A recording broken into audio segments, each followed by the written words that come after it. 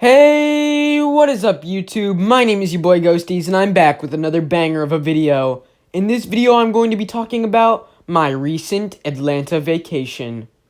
But before this video gets started, I just wanted to make a disclaimer, and no, it's not about how you should subscribe, but it's more about how my cats are currently rumpusing right now. So if you hear loud banging and hissing, that's those two ding-dongs trying to beat each other's ass. I haven't scooped their cat box yet.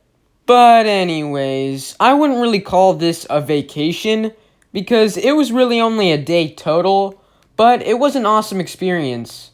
So I recently moved to a new house, and because we had been using the same old furniture and decorations for so long, my parents decided it was time for something new. So they messaged my mom's cousin, who happens to live in Atlanta and is an artist, and they commissioned her to make this beautiful, and very large picture of a beach with people walking on it, and of course a sunset. It's pretty nice. Now this new painting would go right above the fireplace for everybody to see. So about a month later, my parents got tickets to the Georgia Aquarium, packed us all into a car, and drove a lot of miles to Atlanta. I don't actually know how long the drive was because I wasn't paying attention, but surprisingly, we only had to stop for a pee-pee break once, and that's with a 9-year-old little brother. But after a long while of driving, we entered Georgia. You know, we were immediately bombarded by traffic and crazy-ass drivers. After another short while of driving, we entered a very expensive neighborhood, and behind us was some dude driving a fucking Bentley. And let me tell you, this was not the only Bentley I saw. Everywhere you looked there by Atlanta was a Mercedes, Bentley, Audi, Porsche. Pretty sure that's how you pronounce it. That's how everybody pronounces it, right? It's not a Porsche, it's a Porsche. It's supposed to be fancy.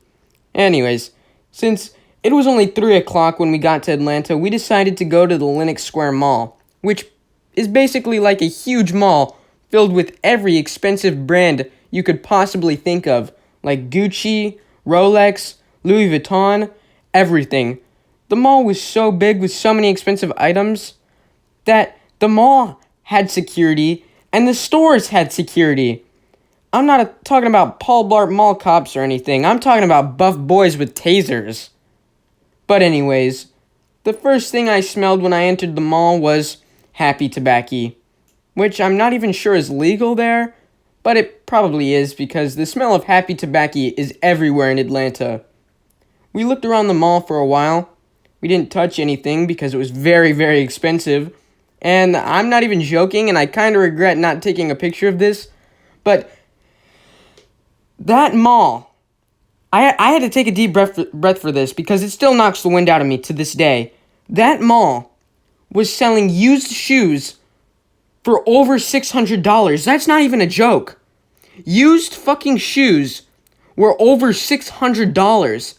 I nearly shat my pants and died after reading that price. I'm not even joking. I'm dead serious. But after exploring the Lenox Square Mall, we all checked into the hotel, and holy shit, this hotel was the nicest hotel I've ever been to. The hotel had 3 fountains out front, a bar on the ground floor, and it had 12 stories. It even had a fucking staircase with a fountain. The stairs had a fountain. But anyways, we dropped off our stuff and then went to the local Hooters to eat dinner. No, I'm just kidding. We tried to go to Hard Rock, but there was an hour-long wait just to get a seat. So we left and went across the street to the Hooters. No, I'm kidding again. My dad found a diner, and holy shit! This was the nicest diner I've ever been to. I'm not even joking. Everything in Atlanta is so nice. Even the Hooters, which I didn't go to. But anyways, the diner was super cool. It was 3 stories and had such a nice design. I don't even know how to describe it. Just imagine a huge diner. But anyways, like the American man I am, I got a cheeseburger with rice. I got it with rice not because I don't like French fries, but you know, I am the rice master. And I can sense when a restaurant makes good rice. And holy, this was some good rice. It even had some veggies in it. After eating at the diner, my family and I all went back to the hotel, where we watched American Ninja Warrior before bed. The next morning, I slept in, so the rest of my family left without me, got Dunkin' Donuts, and came back with a cream cheese bagel and glazed donut for me. And holy shit, even that was yummy. I don't even usually like donuts, but this glazed donut was the best glazed donut I've ever goddamn tasted, and it wasn't from an actual bakery. It was from Dunkin' fucking Donuts. Thank God for Dunkin' Donuts. But anyways, after we ate breakfast, we watched Ice Age: The Meltdown until it was time to check out of the hotel. When it was time, we all packed up and left. Since it was only 11, and we couldn't go into the aquarium until 1 because of our tickets, we walked around the Olympic Park for a while until about 12, when we went and got Subway and sat at the park outside the aquarium to eat our sandwiches. At the park, there were these tiny little birds. They weren't pigeons, but they did beg a lot, and as soon as you fed one a breadcrumb, more would come over, and they would all start World War Bird. According to my dad, apparently, while my brother and I were feeding the birds, a random homeless man with his pants around his ankles and his full moon showing to the world was just wandering around a few yards behind us. I don't know how I did not notice, but you know what? I'm kind of fine with that, and the birds were pretty cute. After we finished our sandwiches and got bored of the birds, we entered the aquarium. And holy shit, this is another one of the nicest things I've ever seen.